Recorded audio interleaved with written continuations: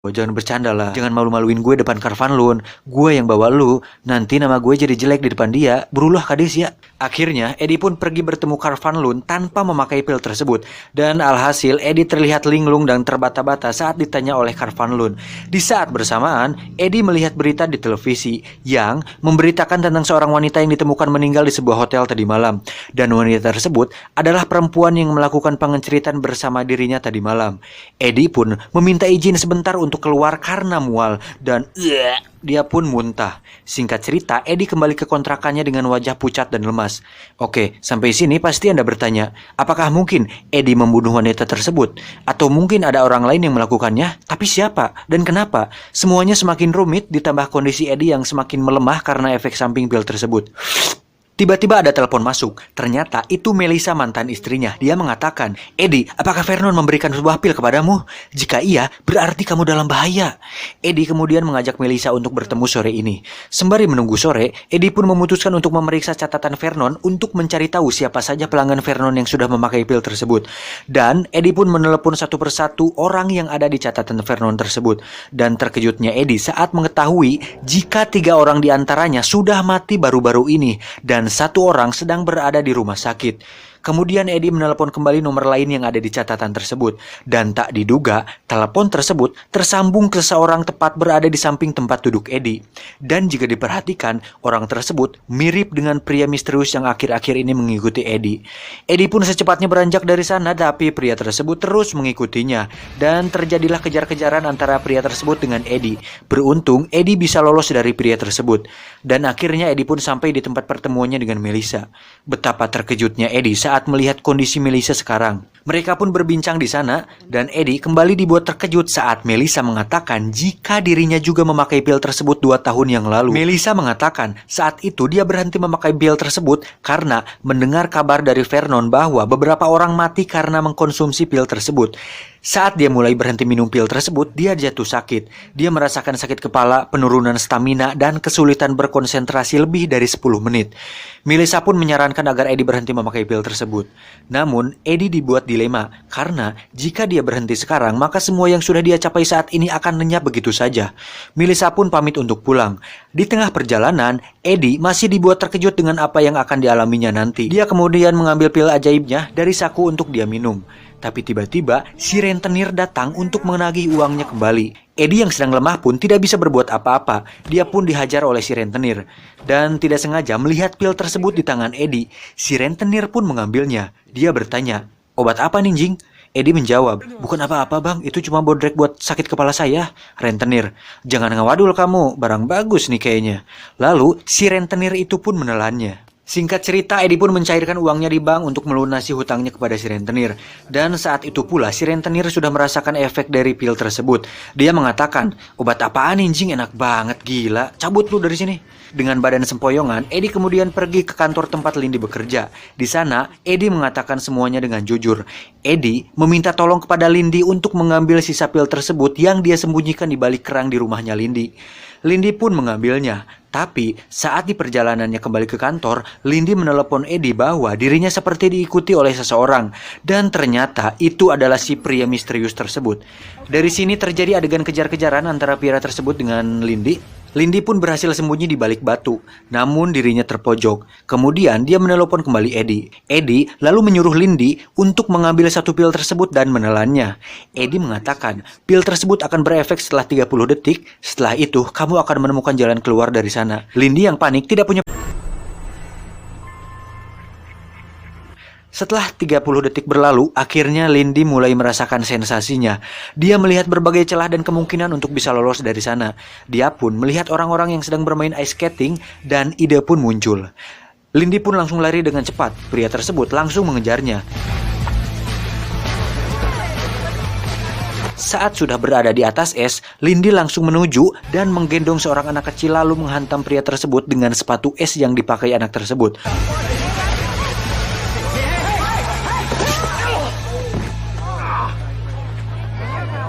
Alhasil, pria itu tersungkur dan Lindy akhirnya lolos.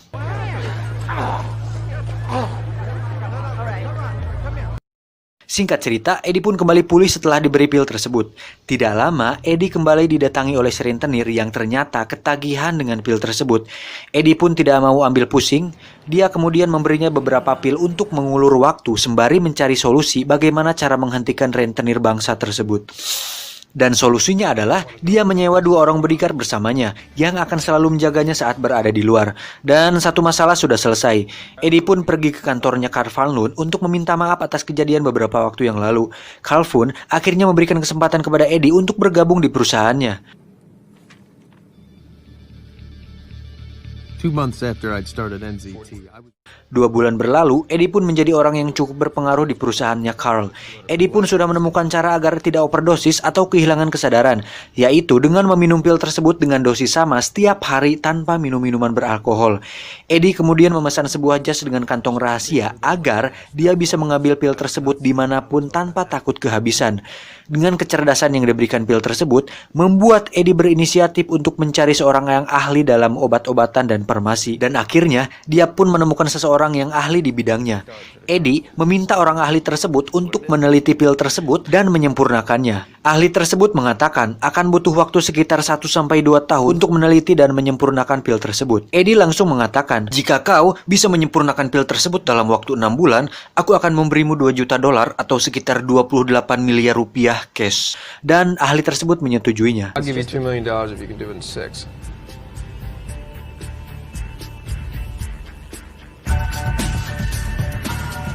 Dua masalah sudah beres, dan timbul masalah lain di mana Inspektur Ladusing kembali menemuinya untuk meminta keterangan perihal wanita yang mati di hotel malam itu. Agar masalah cepat selesai, Eddie pun menyewa seorang pengacara paling mahal di New York, dan untuk sementara masalah ini pun bisa diatasi.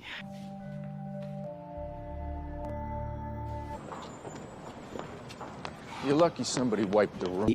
Singkat cerita, diadakan sebuah pertemuan besar antara perusahaannya Carl Van Loon dan saingannya Hank Atwood. Ini dia orangnya.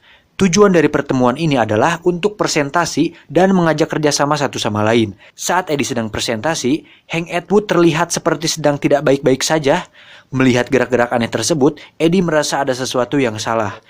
Setelah selesai meeting, Eddie pun kembali dibuat heran saat melihat Hank Atwood berjalan menggunakan tongkat padahal usianya belum terlalu tua. Dari sini dia sadar bahwa Hank Atwood adalah salah satu orang yang mengkonsumsi pil ajaib tersebut. Sebelum pulang, Carl Van Loon pun memberikannya sebuah hadiah atas kinerjanya yang baik, yaitu sebuah apartemen mewah berlapis baja. Dan wow!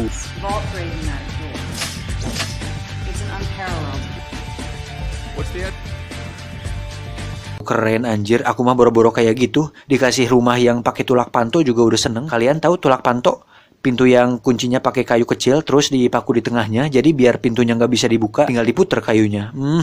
Aku mah apa tuh, tidur juga di atas samak. Lanjut, saat Eddie berada di luar, dia kembali didatangi oleh si abang rentenir waktu itu. Dan dilihat dari penampilannya, dia terlihat sudah sukses. Dan dia menemui Eddie untuk kembali meminta 20 butir pil ajaib tersebut pada hari Senin. Jika tidak, dia akan membocorkan kasusnya perihal kematian wanita yang ada di hotel waktu itu. Dan jelas, ini adalah sebuah ancaman. Getting smarter. Singkat cerita, Eddie berada di ruang meeting. Mereka sedang menunggu kedatangan Hank Atwood untuk menandatangani kontrak kerjasama tempo hari. Tidak lama datang istrinya Hank. Dia mengatakan jika tadi pagi Hank jatuh sakit dan masuk rumah sakit, sehingga kontrak akan dilanjut setelah Hank pulih. Istri Hank pun pamit pulang. Dan terkejutnya Eddie saat melihat salah satu dari orangnya Hank adalah pria misterius yang selalu mengikutinya tempo hari. Dan itu sekarang menjadi sangat masuk akal, di mana pria tersebut ditugaskan untuk mengambil pil tersebut dari Eddie. Dan bisa disimpulkan saat itu Hank Atwood terlihat sakit dan memakai tongkat karena kehabisan pil ajaibnya.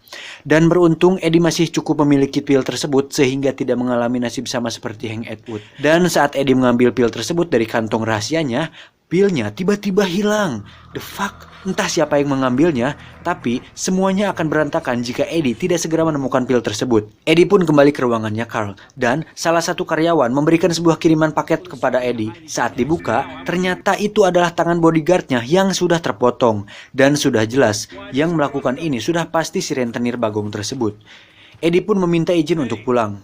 Saat tiba di apartemennya, Eddie terlihat sudah mulai merasakan efek samping dari pil tersebut karena belum mengkonsumsinya lagi. Saat melihat berita di televisi, Eddie terkejut saat melihat pengacara mahal yang dia sewa adalah orangnya Hank Atwood juga. Berarti pengacara tersebutlah yang sudah mengambil pil tersebut dari jaketnya Eddie saat di kantor polisi sewaktu dia melakukan sesi pengenalan wajah oleh saksi. Tiba-tiba terdengar suara di luar. Saat dicek di CCTV, ternyata itu adalah si rentenir bersama komplotannya. Kemudian mereka mencoba masuk dengan cara paksa, yaitu dengan cara memotong pintu lapis baja tersebut dengan sebuah mesin. Eddie yang tanpa ada pil ajaib tersebut merasa putus asa dan memutuskan untuk lompat dari gedung karena jika sampai tertangkap maka dia akan lebih menderita karena pasti akan disiksa terlebih dahulu. But we're instinctive. Tapi seketika dia ingat bahwa mungkin masih ada satu pil yang tersisa di dalam kotak kecilnya. Dengan cepat dia pun mencari kotak tersebut dan ternyata benar saja masih ada satu pil. Dan itu cukup untuk menyelesaikan masalah saat ini. Di saat bersamaan pintunya berhasil dijebol dan mereka pun masuk. Eddie yang panik melihat mereka tidak sengaja terjatuh dan menjatuhkan pil tersebut sehingga pilnya masuk ke dalam lubang ventilasi. Dengan cepat dia pun menuju ke balkon untuk lompat dari gedung.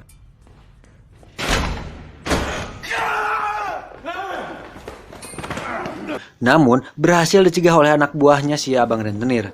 Eddie pun ditengel dan disuruh duduk. Si abang mengatakan, "Kenapa begitu takut? Santai aja bro, gue kesini cuma mau minta pilnya doang, bukan nyawa lu." Dia pun berkata jika dirinya punya solusi lebih baik tentang bagaimana menggunakan pil tersebut, yaitu dengan cara dicairkan dan disuntikan. Itu akan membuat efeknya lebih tahan lama karena langsung mengalir ke dalam darah dan cepat mengalir ke otak. Kemudian si abang bertanya, "Di mana sisa pilnya berada?" Eddie menjawab, "Gak tahu bang, gue juga nyariin." Abang, "Ah jangan dusta kamu, cari pilnya." Anak buahnya pun mulai mencari pil tersebut ke setiap ruangan. Saat si abang lengah, Eddie dengan cepat mengambil pisau dan menyembunyikannya di belakang badan. Saat si abang mendekat, jelem, Eddie langsung menusuk perut si abang dan seketika dia tewas bersimbah darah. Karena Eddie masih harus menghadapi anak buahnya si abang rentenir dan tidak mungkin dia melakukannya dengan hanya sebilah pisau, dia pun melihat sebuah kesempatan pada darah si abang rentenir yang mengalir karena kemungkinan besar darahnya masih terdapat pil ajaib yang disuntikannya tadi. Eddie pun nekat menguyupnya.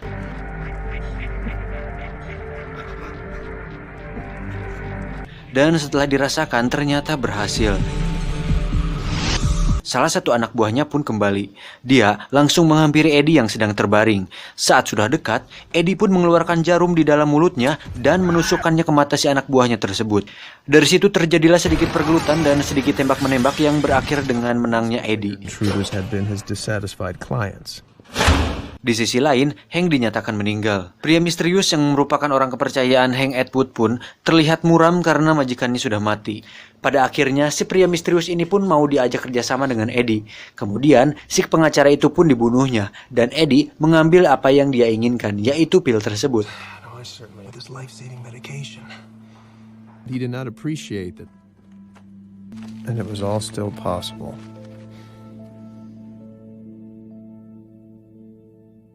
Satu tahun kemudian, ternyata Eddie sudah menjadi seorang senator. Jika di Indonesia setara dengan seorang anggota DPD, semacam pejabat lah.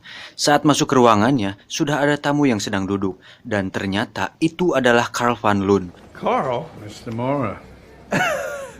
What a surprise.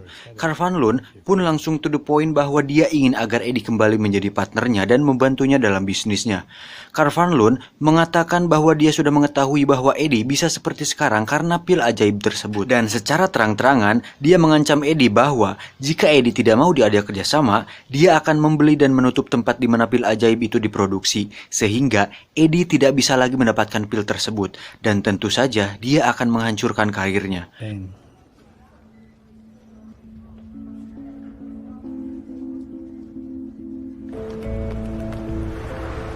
After you, Senator? Saat akan pergi, Eddie pun mengatakan bahwa dia menolak untuk kerjasama karena dia sudah memproduksi sendiri pil yang lebih hebat dari sebelumnya. Eddie mengatakan jika dirinya tidak takut dengan ancaman Carl karena dia selalu berada 50 langkah di depannya. Hal itu dibuktikan saat Eddie mengatakan akan ada sebuah truk dengan kecepatan 80 km per jam yang akan menabrak sebuah taksi di seberang jalan. Carl pun tidak mengerti apa yang dikatakan Eddie. What? The driver's distracted. He's texting. He's going 30 miles an hour. He's 60 feet to stop. He doesn't have room. What the? Tapi tiba-tiba, sebuah truk benar-benar menabrak taksi di seberang jalan. Dari situ Carl sadar bahwa Eddie bukan orang biasa yang bisa dianggap remeh. I think so.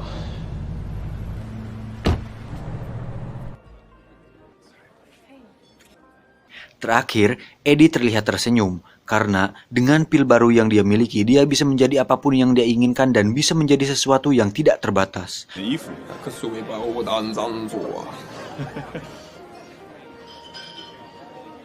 What? Dan inilah Limitless. Tamat. Dari sekian banyak film yang sudah saya rangkum, bukankah ini ending yang sangat mengencrotkan?